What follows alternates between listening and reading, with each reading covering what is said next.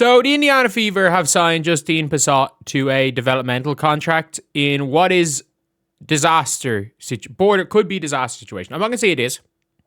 We got to say, could be a disaster. I mean that in like trying to talk about this in the most favorable way. And if you guys hope that Justine Pissott makes the Indiana Fever roster, subscribe. We are trying to get to 58 point. Well, we're trying to gain our subscribers back. We lost 4 subscribers yesterday, and we've already lost 10 subscribers today. We're trying to get back to above. We're just trying to get back to above the 57,334 subscribers. If we could do that, that'd be incredible.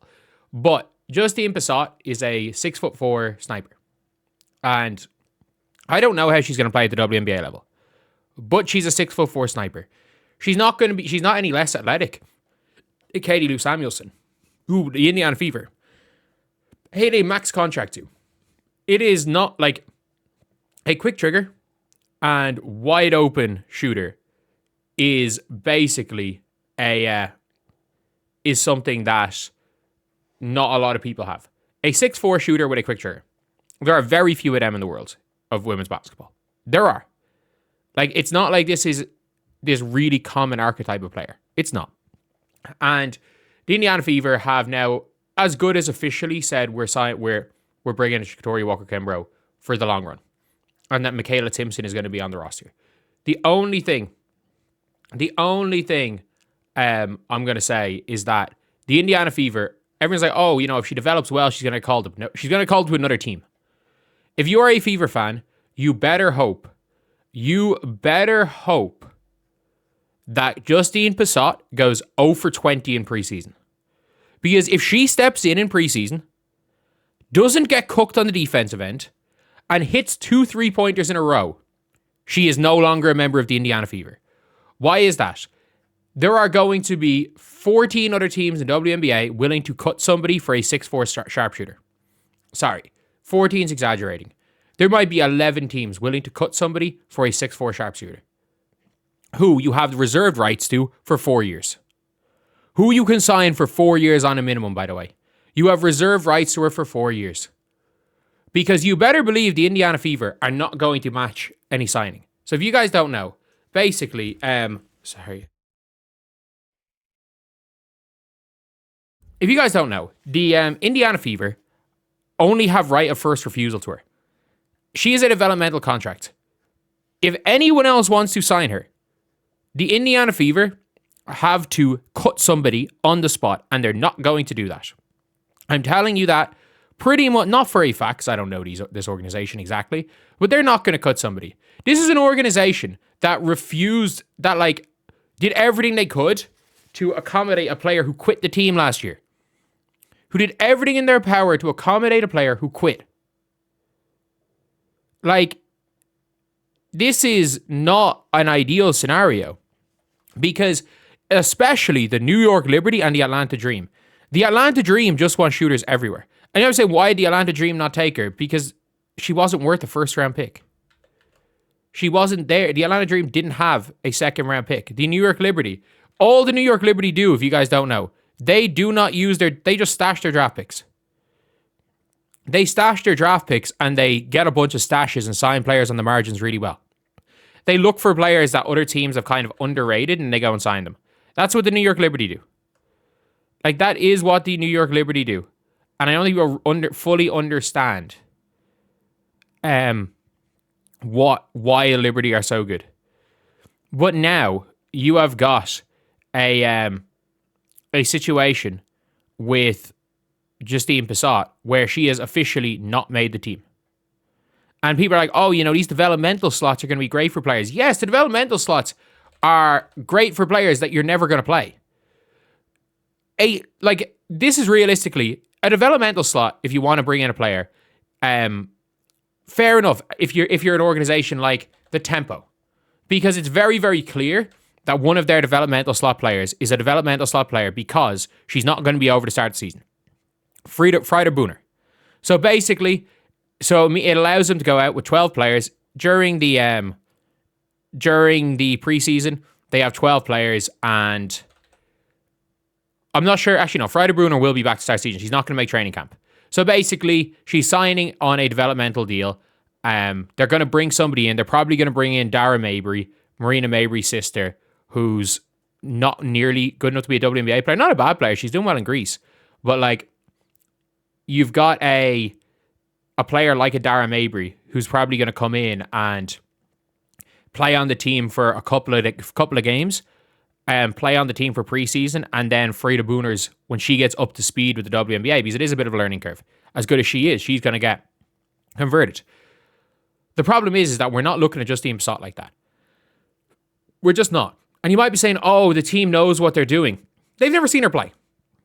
They have signed her to a developmental slot before ever watching her play. This is not like a, you know what, these players are fighting it out for a main roster spot. No. They have not watched her play, and they've already signed her to a developmental slot, which means she's not going to make the team. She's not going to be on the day one team. And I'm sorry, either she's not good enough in any way to make the WNBA. She's not even close to being good enough. And she's going to be a developmental slot and never be good enough. And then you're wasting a developmental slot on her. Or she is good enough and another team's going to sign her. Like, it's one of those two things.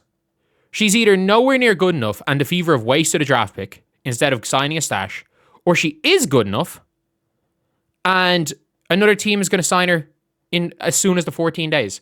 Because if you guys don't know, in 14 days, so the 31st of April or the 1st of May, in 14 days, another team is allowed to sign her. In 14 days, another team is allowed to sign Justine Pissott. And the worst part is, if she goes out in preseason, the Fever now have to be in a situation where if she's really good, the Fever have to hide her in preseason. And the Fever also I don't think this front office has the balls if she is really good. Like, if she's not good, you put her out there, no one signs her, it is what it is. You've wasted 27 of your last 31 draft picks. Why does it matter if you've wasted another draft pick? Why does it matter if you've wasted another one? But, I'm sorry. Since Kelsey Mitchell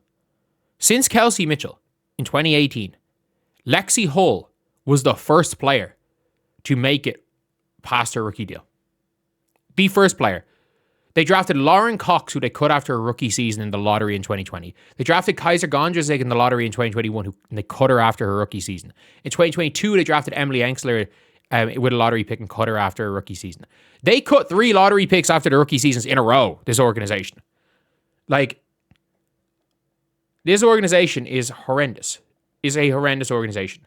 And with Justine Pissott, if Justine Pissott is good enough, like, they have to hide her in preseason, basically. They actually have to hide her. Because if she does any way decent in preseason, she's gone. And what they're not going to do is they're not going to cut a player for her, because that's not how this organization works. They've already promised everybody their roles. The only player they haven't promised a role to is KK Timpson, who's unplayably bad. Like, who's just not good enough. And I want all those dumbasses with me saying they're about to sign her to a developmental contract and someone else is going to go and sign her. Say, no, she's going to make the team. She's going to make it over KK. I'm like, no, she's not. They've already promised everybody their roles. They've already promised everyone their roles. And her role is to not be on the team. And these developmental slot players, I don't think people realize it, that like, if you have a player in a developmental pool that another team wants, they are gone. So yeah, that is pretty much it. I genuinely do think she's going to be gone in this season. I think just having a 3-point shooter at 6'4" is such an anomaly that if she shows, heck, even if we see her shooting well in a drill, a better team is going to go and sign her. Heck, if you're someone like the Liberty, or if you are, like, there are going to be, I wouldn't be surprised if a team wants to sign her and they're like, you know what, like, we're going to sign you as our 12th player. You're going to get your full pay. We might then go and cut you down to a development. We might end up cutting you and bringing you down to developmental contract. But we'll go and pay. If we sign you for 3 games, we might sign you to a full contract for 3 games, and we might bring you down to developmental. But like, you're at least getting 3 games worth of full. You're at least getting your full contract for those certain amount of games. Then we'll keep calling you up. But like, we plan on bringing you into the team next year. Like, there are more pathways at other teams as well, because there is been historic precedents of people getting pathways. The Indiana Fever just get cut. Like, there are teams that will develop players and eventually get them a pathway into the team. The Indiana Fever over the last decade, just anybody who's not ready to be a player immediately gets cut. And let's not forget, the Indiana Fever have cut a player who made an all rookie team after the rookie season. Like, that's the way this organization rolls. But anyway, see you guys.